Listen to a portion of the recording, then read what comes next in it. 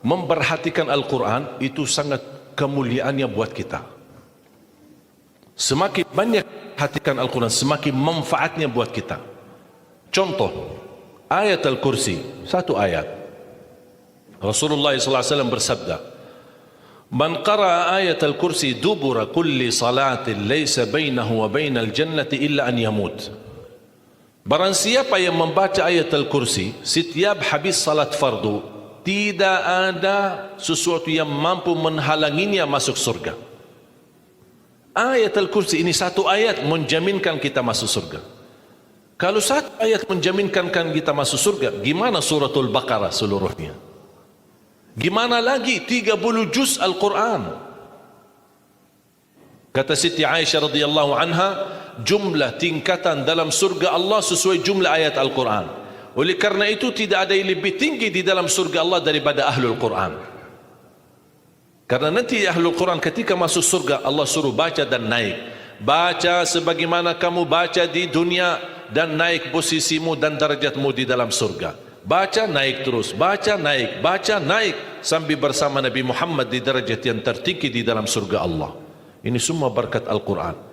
Belum lagi syafaat Al-Quran, belum lagi anak penghafal Al-Quran menghadiahkan 2 mahkota untuk kedua orang tuanya, belum lagi setiap satu huruf dapat 10 kebaikan, belum lagi Al-Quran akan menemani kita saat sakratul maut, belum lagi Al-Quran akan temani kita saat menghadapi mungkar nakir di dalam kubur, belum lagi saat dibangkitkan oleh Allah akan bersama Al-Quran sama kita, belum lagi saat dihisab Al-Quran akan menemani kita, belum lagi saat kita berjalan di atas sirat Al-Quran masih berkenan menemani kita sampai ke pintu surga. Bahkan ketika masuk surga Al-Quran tidak akan tinggalkan kita, masih terus masuk bersama kita di dalam surga sampai naik darjat yang tinggi di dalam surga Allah Subhanahu wa taala.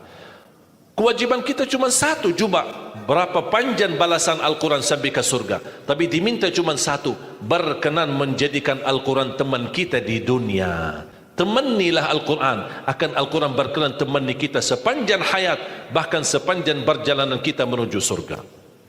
Itu kemuliaan Al-Quran. Cukup ada seorang ulama dari At-Tabi'in bernama Abdullah As-Sulami, Abu Abdurrahman Abdullah As-Sulami, Abdullah bin Habib As-Sulami. Ditanya, beliau 70 tahun mengajar Al-Quran. Ditanya, wahai imam, apa yang membuat kamu sabar sampai 70 tahun mengajar Al-Quran? Kata beliau, yang membuat aku sabar dan minat menjaga keistiqomahan, bersabda Rasulullah sallallahu alaihi wasallam, khairukum man ta'allama al-Qur'ana wa 'allamah, sebaik-baik manusia yang mempelajari Al-Quran dan mengajarnya. Itulah ingin saya menjadi orang yang baik bagi manusia, sebagaimana bersabda Rasul, itulah yang membuat saya sabar dalam mempelajari dan mengajar Al-Quran. Siapa yang tidak mau jadi manusia yang terbaik menurut Rasulullah sallallahu alaihi wasallam? Itulah bersama Al-Quran.